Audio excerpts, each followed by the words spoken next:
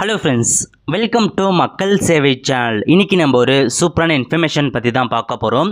அதாவது SSC CGL ஜாப்க்கு எப்படி ஆன்லைனில் அப்ளை பண்ணுறதா இந்த வீடியோ வந்து பார்க்க போகிறோம். இந்த வீடியோ ஸ்கிப் பண்ணாமல் ஃபுல்லாக பாருங்கள். அது மட்டும் அல்ல, இந்த வீடியோ நிறைய பேருக்கு ஷேர் பண்ணுங்கள். ஃபஸ்ட்டு இந்த வெப்சைட் ஓப்பன் பண்ணிக்கோங்க. இந்த வெப்சைட்கான லிங்க்கை நான் டிஸ்கிரிப்ஷன் வந்து கொடுத்துட்றேன். எஸ்எஸ்சி சிஜிஎல்லேருந்து மாபெரும் வேலைவாய்ப்பு வந்து அறிவிச்சிருக்காங்க. கிட்டத்தட்ட 7500க்கு மேற்பட்ட வேகன்சிஸ் கொடுத்துருக்காங்க. இந்த வேலைக்கு எனி டிகிரி முடித்தவங்க நீங்கள் தாராளமாக அப்ளை வந்து பண்ணிக்கலாம். ஓகே, இப்போ இந்த வேலைக்கு யாரெல்லாம் அப்ளை பண்ணலாம், எவ்வளோ பதவிகள் கொடுத்துருக்காங்க, எந்த மாதிரி எக்ஸாமினேஷன் இருக்க போது, இதை பற்றின ஃபுல் இன்ஃபர்மேஷன் நம்ம சேனலில் வீடியோ வந்து போட்டிருக்கோம். அதுக்கான லிங்க்கை நான் டிஸ்கிரிப்ஷன் வந்து கொடுத்துட்றேன். அந்த வீடியோ ஃபஸ்ட்டு பார்த்துட்டு அதுக்கப்புறம் அப்ளை பண்ண ஸ்டார்ட் பண்ணுங்கள். ஓகே, இப்போ நீங்கள் ஆன்லைனில் அப்ளை பண்ணுறது கண்டிப்பாக உங்களுக்கு ஐடி பாஸ் வந்து தேவைப்படும். இதுக்கு முன்னாடி இந்த எக்ஸாம் எழுதியிருந்தால் கண்டிப்பாக உங்களுக்கு ஐடி பாஸ் இருக்கும். அப்படியே நீங்கள் லாகின் பண்ணிக்கோங்க.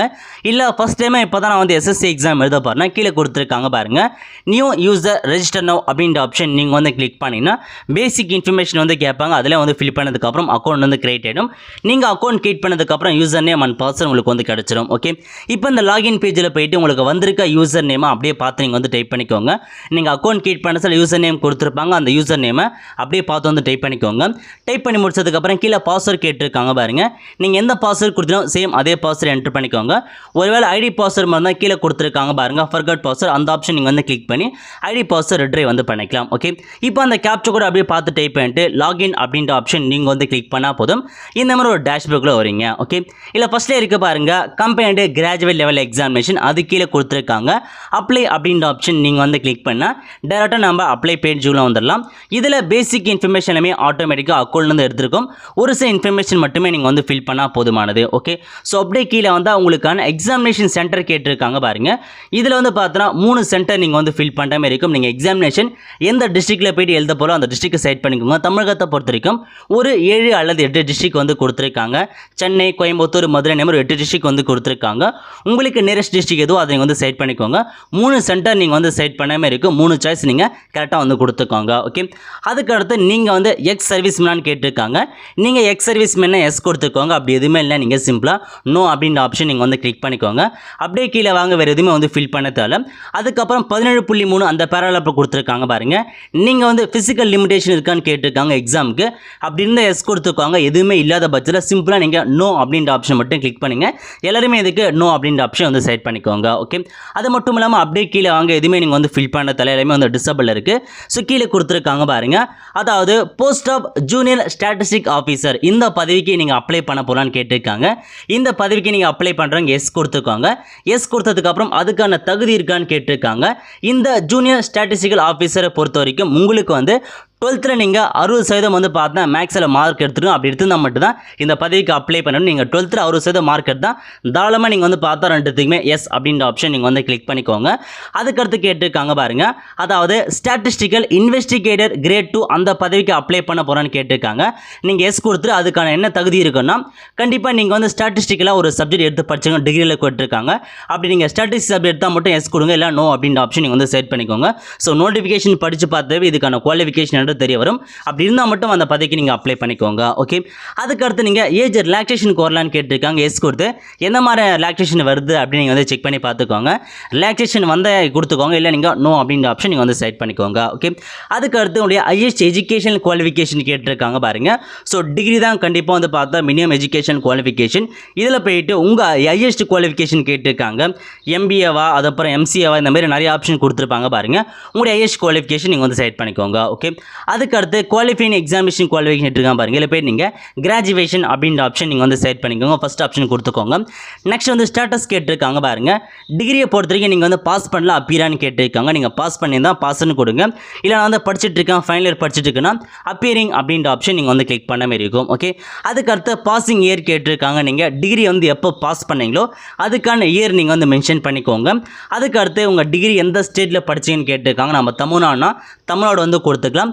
அதுக்கடுத்து யூனிவர்சிட்டி கேட்டிருக்காங்க பாருங்கள். நீங்கள் எந்த யூனிவர்சிட்டியில் உங்களுக்கான டிகிரி வந்து முடிச்சலோ அந்த யூனிவர்சிட்டி நேம் அப்படியே பார்த்து டைப் பண்ணிக்கோங்க. எல்லா யூனிவர்சிட்டி வந்து கொடுத்துருக்காங்க.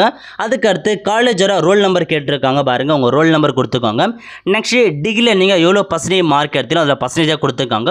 உங்களுக்கு சிஜிபி மெத்தட்னா சிஜிபியை உங்களுக்கான நீங்கள் ஜிபியாக கொடுத்துக்கோங்க. ஓகே, அதுக்கடுத்து உங்களுடைய இன்ஃபர்மேஷன் நீங்கள் ஷேர் பண்ண விடணும்னு கேட்டிருக்காங்க. ஏதாச்சும் ஜாப் ஆப்பர்ச்சுனிட்டி தான் உங்களுக்கு வந்து இன்ஃபார்ம் பண்ணுவாங்க. அதுக்காக இன்ஃபர்மேஷன் ஷேர் பண்ண விருப்பம் தான் எஸ் கொடுத்துக்கோங்க.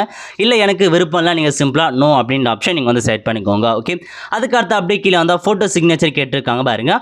ஃபோட்டோ பொறுத்த வரைக்கும் 3/1/2023 அதுக்கடுத்த ஃபோட்டோ மட்டும் தான் நீங்கள் அப்லோட் பண்ண மாதிரி இருக்கும். அதுக்கப்புறம் எடுத்த ஃபோட்டோ தான் அப்லோட் பண்ணணும். 20 கேப்லேருந்து 50 கேப்புக்குள்ள நீங்கள் ஃபோட்டோ அப்லோட் பண்ணிக்கோங்க. சூஸ் பில் அப்படின்ற ஆப்ஷன் நீங்கள் வந்து கிளிக் பண்ணி அப்புறம் கீழே கொடுத்துருக்காங்க பாருங்க. இந்த ஃபோட்டோ வந்து 3/1/2023 அதுக்கப்புறம் எடுத்தான்னு கேட்டிருக்காங்க. எஸ் கொடுத்துக்கோங்க. நெக்ஸ்ட் சிக்னேச்சர் கேட்டிருக்காங்க. 10 கேப்லேருந்து 20 கேபிக்குள்ள சிக்னேச்சர் அப்லோட் பண்ணிக்கோங்க. ஃபோட்டோ அண்ட் சிக்னேச்சர் ரொம்ப இம்பார்ட்டன்ட். ரெண்டுமே நீங்கள் அப்லோட் வந்து பண்ணிக்கோங்க. ஓகே, அப்படியே கீழே வந்து I agree terms and condition click பண்ணிக்கோங்க. கிளிக் பண்ணி முடிச்சதுக்கப்புறம் கீழே ஒரு கேப்ச்சா கொடுத்துருக்காங்க பாருங்க. அந்த கேப்ச்சா கூட அப்படியே பார்த்து நீங்கள் வந்து டைப் பண்ணுற மாதிரி இருக்கும். ஸோ டைப் பண்ணி முடிச்சதுக்கப்புறம் ப்ரிவியூ அப்படின்ற ஆப்ஷன் நீங்கள் வந்து கிளிக் பண்ணிங்கன்னா நீங்கள் கொடுத்த எல்லா இன்ஃபர்மேஷன் கரெக்டாக ஒன்ஸ் நீங்கள் வந்து செக் பண்ணி பார்த்துக்கோங்க. ஏதாச்சும் மிஸ்டேக் இருக்குன்னா இப்போ நீங்கள் எடிட் ஆப்ஷன் கொடுத்து எடிட் பண்ணிக்கலாம். சப்மிட் பண்ணதுக்கப்புறம் எடிட் பண்ண முடியாது. ஸோ கரெக்டாக செக் பண்ணிக்கோங்க. ஸோ எடிட் பண்ணால் எடிட் பண்ணிக்கலாம். இல்லை கரெக்டாக இருக்கும் பட்சத்தில் சப்மிட் அப்படின்ற ஆப்ஷன் நீங்கள் வந்து கிளிக் பண்ணால் போதும். சப்மிட் பண்ணவான்னு கேட்கும். இப்போ நீங்கள் ஓகே அப்படின்ற ஆப்ஷன் நீங்கள் வந்து கிளிக் பண்ணிங்கன்னா போதும். உங்களுக்கான அப்ளிகேஷன் வந்து பார்த்தா சக்ஸஸ்ஃபுல் வந்து சப்மிட் வந்து ஆயிடுச்சு. ஓகே, ஸோ இந்த மாதிரி வந்து பார்த்தா அப்ளிகேஷன் ரிசீவ் ஆயிடுச்சு. இப்போ வந்து பார்த்தா பேமெண்ட் வந்து பண்ண சொல்லுது பாருங்க. பேமெண்ட்டை பொறுத்த வரைக்கும் ஜென்ரல் கேட்டகரி இருக்காங்க பாருங்க. ஜென்ரல், ஓபிசி அவங்க எல்லாருமே நீங்கள் 100 ரூபாய் வந்து பேமெண்ட் வந்து பண்ணுற மாதிரி இருக்கும். இதுவே நீங்கள் அனைத்து கேட்டகரி சேர்ந்த பெண்களாக இருக்கீங்கன்னா நீங்கள் ஃபீஸ் வந்து பேமெண்ட் வந்து பண்ண தேவை. அதேமாதிரி எஸ்சி எஸ்டி யாரையும் வந்து பேமெண்ட் வந்து பண்ண தேவை. ஓகே, இப்போ நீங்கள் எஸ் அப்படின்ற ஆப்ஷன் நீங்கள் வந்து கிளிக் பண்ணி இப்போ பேமெண்ட் பண்ணலாம். இல்லை நோ கொடுத்து அப்புறமா நீங்கள் பேமெண்ட் பண்ணலாம். இப்போ நீங்கள் பிரிண்ட் அப்படின்ற ஆப்ஷன் நீங்கள் வந்து கிளிக் பண்ணினா இந்த மாதிரி ஒரு அப்ளிகேஷன் ஃபார்ம் உங்களுக்கு வந்து ஓப்பன் ஆகும். நான் இப்போதைக்கு வந்து பேமெண்ட் பண்ணாமல் இருக்கேன். நீங்கள் பேமெண்ட் பண்ணிட்டு அதுக்கப்புறம் நீங்கள் இந்த மாதிரி அப்ளிகேஷன் ஃபார்முக்கான பிரிண்ட்டை நீங்கள் வந்து எடுத்துக்கலாம். ஓகே, ஸோ இந்த மாதிரி தான் நீங்கள் அப்ளை பண்ணுற மாதிரி இருக்கும். இப்போ நீங்கள் பேமெண்ட் வந்து பண்ணுறதுக்கு அகைன் ஹோம் பேஜ் போயிடுங்க. அதில் போயிட்டு கீழே கொடுத்துருக்காங்க பாருங்கள்.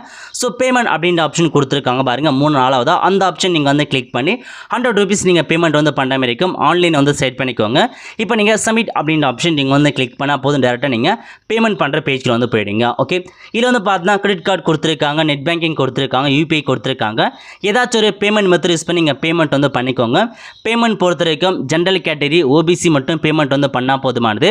பெண்கள் அனைத்து கேட்டகரியை சேர்ந்த பெண்கள், எஸ்சி எஸ்டி யாருமே பேமெண்ட் வந்து பண்ண தேவை. ஒன்ஸ் நீங்கள் பேமெண்ட் பண்ணி முடிச்சதுக்கப்புறம் இந்த மாதிரி ஒரு அப்ளிகேஷன் ஃபார்ம் உங்களுக்கு வந்துடும். ஓகே, இந்த அப்ளிகேஷன் ஃபார்மை நீங்கள் இப்போ வந்து பார்த்தா சேவ் பண்ணி வச்சுக்கோங்க. அல்லது வந்து பார்த்தா பிரிண்ட் அவுட் வந்து எடுத்து வச்சுக்கோங்க. இந்த மாதிரி தான் நீங்கள் அப்ளை வந்து பண்ணுற மாதிரி இருக்கும். ஓகே, ஒன்ஸ் நீங்கள் அப்ளை பண்ணி முடிச்சதுக்கப்புறம் எக்ஸாமினேஷன் ஜூலை சொல்லியிருக்காங்க. ஸோ ஜூலை மந்த்தில் உங்களுக்கான அட்மிட் கார்டு ரிலீஸ் பண்ணாங்க. சேம் ஐடி பாஸ்வேர்ட் யூஸ் பண்ணி உங்களுக்கான அட்மிட் கார்டு டெவலப் பண்ணிட்டு உங்களுக்கு எக்ஸாமினேஷன் சென்டர் எங்கே ஒதுக்கி இருக்காங்களோ அங்கே போய்ட்டு எக்ஸாமினேஷன் எழுதுற மாதிரி இருக்கும். ஸோ அதுக்கப்புறம் எக்ஸாமினேஷன் யாரெல்லாம் ஷார்ட் ஆகலாம் அவங்க அடுத்த கட்டமாக Tier 2 எக்ஸாமினேஷன் போவீங்க. அதில் செட் ஆகிறவங்களுக்கு வந்து பார்த்தா ஜாப் வந்து கன்ஃபார்ம் வந்து ஆகிடும். ஓகே, ஸோ இந்த மாதிரி தான் இந்த ஜாப்க்கு நீங்கள் அப்ளை வந்து பண்ணுற மாதிரி இருக்கும். கண்டிப்பாக வந்து ஒரு சூப்பரான ஜாபாக வந்து கொடுத்துருக்காங்க. பல்வேறு டிபார்ட்மெண்ட் இந்த வேகன்சி அறிவிச்சிருக்காங்க. 33 டிபார்ட்மெண்ட்டுக்கு மேலே வேகன்சிஸ் வந்து கொடுத்துருக்காங்க. ஒரு நல்ல ஆப்பர்ச்சுனிட்டி. கண்டிப்பாக எல்லாருமே மிஸ் பண்ணாதீங்க. ஸோ தமிழ்நாடு ஸ்டேட்டை தான் கண்டிப்பாக அப்ளை பண்ணுங்கள். நம்ம எல்லாருமே சென்ட்ரல் கவர்மெண்ட் ஜாப் அப்ளை பண்ணது கிடையாது. ஸோ அப்ளை பண்ணி இந்த ஜாப் வந்து வாங்க பாருங்கள்.